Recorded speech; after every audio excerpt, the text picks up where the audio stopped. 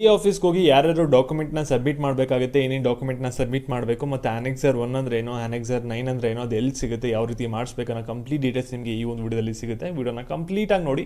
ಇಲ್ಲಿ neat schedule ಏನು ಕೊಟ್ಟಿದ್ದೀರಲ್ಲ, ಇದ್ರ ಪ್ರಕಾರ ನೀವು ಫಾಲೋ ಅಪ್ ಮಾಡಬೇಕಾಗುತ್ತೆ. ನೀವು ಚಾಯ್ಸ್ ಎಂಟ್ರಿ ಯಾವ ರೀತಿ ಮಾಡ್ತೀರಾ ಅದ್ರ ಪ್ರಕಾರ ಈ ಒಂದು ಡೇಟಲ್ಲಿ ನೀವು ಒಂದು ಚಾಯ್ಸ್ ಎಂಟ್ರಿ ಮಾಡಬೇಕಾಗುತ್ತೆ. ಮತ್ತು ಫೀಸ್ನ ಪೇ ಮಾಡಬೇಕಾಗುತ್ತೆ, ಡಾಕ್ಯುಮೆಂಟ್ಸ್ನ ಹೋಗಿ ಡೆಪಾಸಿಟ್ ಮಾಡಬೇಕಾಗುತ್ತೆ, ಆಮೇಲೆ ಕಾಲೇಜಿಗೆ ರಿಪೋರ್ಟ್ ಆಗಬೇಕಾಗುತ್ತೆ. ಸರಿನಾ? ಆಪ್ಷನ್ ಎಂಟ್ರಿ ಥರ ಇದು ಕೂಡ ಡೇಟ್ ಎಕ್ಸ್ಟೆಂಡ್ ಆಗದಿರೋ ಚಾನ್ಸಸ್ ಜಾಸ್ತಿ ಇದೆ. ಅದಕ್ಕೋಸ್ಕರ ಕೇರ್ಫುಲ್ ಆಗಿ ಫಾಲೋ ಅಪ್ ಮಾಡಿ ಈ ಒಂದು ಶೆಡ್ಯೂಲ್ನ. ಇಲ್ಲಿ ಡಾಕ್ಯುಮೆಂಟ್ ಯಾರು ಸಬ್ಮಿಟ್ ಮಾಡಬೇಕಂದ್ರೆ, ಯಾರಿಗೆ MBBS ಪ್ರೈವೇಟ್ ಕಾಲೇಜಲ್ಲಿ ಸಿಕ್ಕಿರುತ್ತೆ, ಗೌರ್ಮೆಂಟ್ ಕೋಟಾ ಆಗಿರಲಿ, ಪ್ರೈವೇಟ್ ಕೋಟಾ ಆಗಿರಲಿ, ಅಥವಾ ಅದರ್ಸ್ ಕೋಟಾ ಆಗಿರಲಿ, ಅವರು ಬಂದ್ಬಿಟ್ಟು ಡಾಕ್ಯುಮೆಂಟ್ನ ಇಲ್ಲಿ ಸಬ್ಮಿಟ್ ಮಾಡಬೇಕಾಗುತ್ತೆ. ಕೀ ಅವರಿಗೆ ಬೇರೆಯವ್ರೇನು ಕೂಡ ಸಬ್ಮಿಟ್ ಮಾಡೋ ಅಗತ್ಯ ಇರಲ್ಲ. ಸರಿನಾ? ಇಲ್ಲಿ ನೆಕ್ಸ್ಟ್ ಏನೇನು ಡಾಕ್ಯುಮೆಂಟ್ಸ್ನ ಸಬ್ಮಿಟ್ ಮಾಡಬೇಕಂದ್ರೆ, ಇಲ್ಲಿ ಕೀ ಅವ್ರು ಏನಂತ ಹೇಳ್ತಾ ಇದ್ದಾರೆ ಅಂದರೆ, ಈ ರೀತಿ ಡೀಟೇಲ್ಸ್ನ ಕೊಟ್ಟಿದ್ದಾರೆ. ಆ್ಯಕ್ಚುಲಿ ರಿಯಲ್ ಡಾಕ್ಯುಮೆಂಟ್ ಏನೇನು ಸಬ್ಮಿಟ್ ಮಾಡಬೇಕಂದ್ರೆ, ಇಲ್ಲಿ ನಿಮ್ಮದು ಕೀ ಅದು ನೀಟ್ ಲೇಟೆಸ್ಟ್ ಆನ್ಲೈನ್ ಅಪ್ಲಿಕೇಶನ್ ತೊಗೋಬೇಕಾಗುತ್ತೆ 2 ಕಾಪಿ.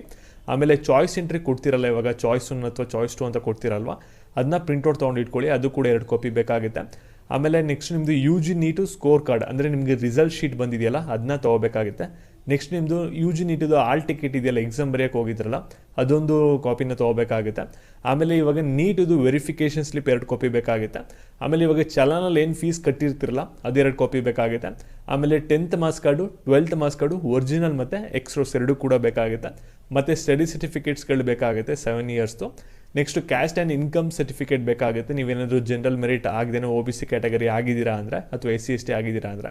ಮತ್ತು ಅನೆಕ್ಸರ್ 1, ಅನೆಕ್ಸರ್ 9 ಒರಿಜಿನಲ್ ಮತ್ತು ಜೆರಾಕ್ಸ್ ಬೇಕಾಗುತ್ತೆ, ಒಂದೊಂದು ಕಾಪಿ.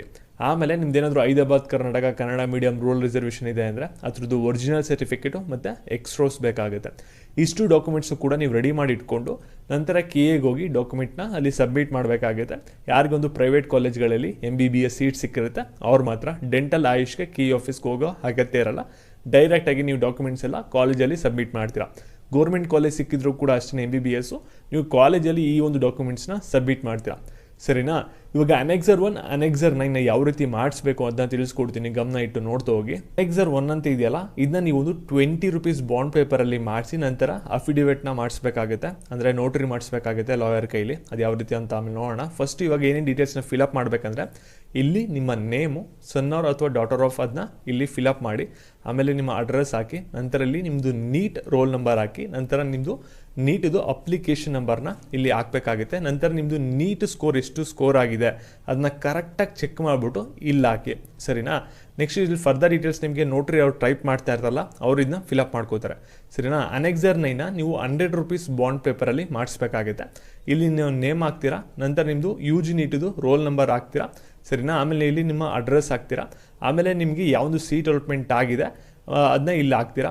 ಅದಾದಮೇಲೆ ಇಲ್ಲಿ ಅಡ್ಮಿಷನ್ ಆರ್ಡರ್ ನಂಬರ್ ಅಂತ ಇದೆಯಲ್ಲ, ಮತ್ತು ಇಲ್ಲಿ ಡೇಟ್ ಅಂತ ಇದೆಯಲ್ಲ, ಇವೆರಡನ್ನ ಗ್ಯಾಪ್ ಕೊಡಿ, ಏನು ಕೂಡ ಟೈಪ್ ಮಾಡ್ಸೋಕೆ ಹೋಗ್ಬೇಡಿ. ಯಾಕೆಂದರೆ ನೀವು ಗೌರ್ಮೆಂಟ್ ಕಾಲೇಜಲ್ಲಿ ಸೀಟ್ ಸಿಕ್ಕಿದೆ ಅಂದರೆ ನೀವು ಬೇಕಾದ್ರೆ ಇದನ್ನು ಫಿಲಪ್ ಮಾಡಿಸ್ಕೋಬೋದು. ನಿಮ್ಗೇನಾದರೂ MBBS ಬಂದ್ಬಿಟ್ಟು ಇವಾಗ ಪ್ರೈವೇಟ್ ಕಾಲೇಜಲ್ಲಿ ಸಿಕ್ಕಿದೆ ಅಂದರೆ ನಿಮಗೆ ಡಾಕ್ಯುಮೆಂಟ್ ಡೆಪಾಸಿಟ್ ಮಾಡಾದ್ಮೇಲೆ ಸಿಗುತ್ತೆ ಅಲ್ವಾ ಅಡ್ಮಿಷನ್ ಆರ್ಡ್ರು, ಅದಕ್ಕೋಸ್ಕರ ಇದನ್ನ ಖಾಲಿ ಬಿಡಿ, ಆಮೇಲೆ ನೀವು ಇದನ್ನ ಫಿಲಪ್ ಮಾಡ್ಕೋಬೋದಾಗಿರುತ್ತೆ. ಆಮೇಲೆ ಈ ಒಂದು ಡೀಟೇಲ್ಸ್ ಎಲ್ಲನೂ ಕೂಡ ಫಿಲಪ್ ಮಾಡಿ ನಂತರ ಅದನ್ನ ಬಾಂಡ್ ಪೇಪರಿಂದ ತೊಗೊಂಡಾದ್ಮೇಲೆ ನೋಟ್ರಿ ಮಾಡಿಸ್ಕೊಳ್ಳಿ. ಇಲ್ಲಿ ನೀವು ನೋಟ್ರಿ ಮಾಡಿಸ್ಬೇಕಾದ್ರೆ ಅಲ್ಲಿ ಫಸ್ಟ್ ಪಾರ್ಟಿ ಮತ್ತು ಸೆಕೆಂಡ್ ಪಾರ್ಟಿ ಅಂತ ಕೇಳುತ್ತೆ. ಫಸ್ಟ್ ಪಾರ್ಟಿ ಬಂದ್ಬಿಟ್ಟು ಸ್ಟೂಡೆಂಟ್ ನೇಮ್ ಆಗಿರಬೇಕಾಗಿರುತ್ತೆ. ಸೆಕೆಂಡ್ ಪಾರ್ಟಿ ಬಂದ್ಬಿಟ್ಟು KA ಹಾಕಿ ಅಥವಾ ಕರ್ನಾಟಕ ಎಕ್ಸಾಮಿನೇಷನ್ ಅಥಾರಿಟಿ ಅಂತ ಹಾಕಿ. ಸರಿನಾ? ಅದ್ರ ಬಗ್ಗೆ ಏನು ಕನ್ಫ್ಯೂಷನ್ ಬೇಡ. ಓಕೆನಾ? ಇವಾಗ ನಿಮಗೆ ನೋಟ್ರಿ, ಇವಾಗ ನಾನು ಹಳ್ಳಿಲಿದ್ದೀನಿ, ನನಗೆ ಬಾಂಡ್ ಪೇಪರ್ ಎಲ್ಲಿ ಸಿಗುತ್ತೆ ಮತ್ತು ಯಾವ ರೀತಿ ನೋಟ್ರಿ ಮಾಡಿಸ್ಬೇಕು ನಂಗೆ ಗೊತ್ತಾಗಲ್ಲ ಅಂದರೆ ಜಸ್ಟ್ ಏನು ಮಾಡಿ ಅಂದರೆ, ಈ ಒಂದು ಡಾಕ್ಯುಮೆಂಟ್ಸ್ ಏನೇನು ಹೇಳಿದ್ದೀನಲ್ಲ ಇದೆಲ್ಲನೂ ಕೂಡ ರೆಡಿ ಮಾಡ್ಕೊಳ್ಳಿ. ಅನೆಕ್ಸರ್ 1, ಅನೆಕ್ಸರ್ 9 ಮಾತ್ರ ಪೆಂಡಿಂಗ್ ಇಟ್ಕೊಳ್ಳಿ. ಡೈರೆಕ್ಟಾಗಿ ಕೀ ಆಫೀಸ್ ಹತ್ರ ಹೋಗಿ. ಇಲ್ಲಿ ಕೀ ಆಫೀಸಲ್ಲಿ ನೀವು ನೋಡ್ಬೋದು, ಗೂಗಲ್ ಮ್ಯಾಪಲ್ಲಿ ಇಲ್ಲಿ ತೋರಿಸಿದ್ದೀನಿ. ಇಲ್ಲಿ ಕೀ ಆಫೀಸ್ ಹತ್ರನೇ ನಿಮ್ಗೆ ಅಲ್ಲಿ ಒಂದು ಬರುತ್ತೆ, ಇಲ್ಲಿ ಅಡ್ರೆಸ್ 18 ಕೋರ್ಸ್ ಮಲ್ಲೇಶ್ವರಮಲ್ಲಿ ಬರುತ್ತೆ ಒಂದು. ಅಲ್ಲಿ ಒಂದು ಜೆರಾಕ್ಸ್ ಸೆಂಟರಲ್ಲೇ ಅವರೇ ನಿಮಗೆ ಅಫಿಡೇವಿಟು ನೋಟ್ರಿ ಎಲ್ಲನೂ ಕೂಡ ಇಲ್ಲಿ ಪ್ರೊವೈಡ್ ಮಾಡ್ತಾರೆ. ಇಲ್ಲಿ ಅಸಿಸ್ಟೇಷನ್ ನೋಟ್ರಿ ಎಲ್ಲನೂ ಕೂಡ ನೀವು ಡೈರೆಕ್ಟಾಗಿ ಬೇಕು ಅಂದರೆ ಇಲ್ಲಿ ಶ್ರೀ ವಿಘ್ನೇಶ್ವರ ಅಂತ ತೋರಿಸಿದೆಯಲ್ಲ ಈ ಒಂದು ಸೆಂಟರ್ಸ್ಗೆ ಹೋಗ್ಬಿಟ್ಟು ನೀವು ಬೇಕು ಅಂದರೆ ಡೈರೆಕ್ಟಾಗಿ ಅಲ್ಲಿ ನೋಟ್ರಿ ಮತ್ತು ಅಸಿಸ್ಟೇಷನ್ನ ಮಾಡಿಸ್ಕೋಬೋದಾಗಿರುತ್ತೆ. ಅಲ್ಲೆಲ್ಲ ಕೂಡ ನಿಮಗೆ ಸ್ವಲ್ಪ ಪೇಯ್ಡ್ ಇರುತ್ತೆ, ಅದನ್ನ ಕೊಟ್ಬಿಟ್ಟು ನೀವು ಫೀಸ್ನ ಅಲ್ಲಿ ನೀವು ಡೈರೆಕ್ಟಾಗಿ ನೋಟ್ರಿ ಅಫಿಡೇವಿಟ್ನ ಮಾಡಿಸ್ಕೋಬೋದು. ಅವರೇ ನಿಮಗೆ ಎಲ್ಲನೂ ಕೂಡ ಟೈಪ್ ಮಾಡಿಕೊಡ್ತಾರೆ, ಮತ್ತು ನೋಟ್ರಿ ಮತ್ತು ಅಫಿಡೇವಿಟು ಕೂಡ ಮಾಡಿಕೊಡ್ತಾರೆ, ಅಸಿಸ್ಟೇಷನ್ಸು ಕೂಡ ಎಲ್ಲ ಕೂಡ ಇರುತ್ತೆ.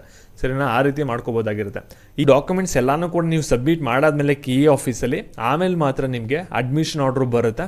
ಆಮೇಲೆ ನೀವು ನೆಕ್ಸ್ಟ್ ಕಾಲೇಜ್ ಹೋಗಿ ಅಡ್ಮಿಷನ್ ಆಗ್ಬೋದು. ಯಾರಿಗೆ ಒಂದು ಪ್ರೈವೇಟ್ ಕಾಲೇಜ್ಗಳಲ್ಲಿ ಒಂದು MBBS ಸೀಟ್ ಸಿಕ್ಕಿರುತ್ತೆ, ಗೌರ್ಮೆಂಟ್ ಕೋಟಾ ಮತ್ತು ಪ್ರೈವೇಟ್ ಕೋಟಾ ಅವರು.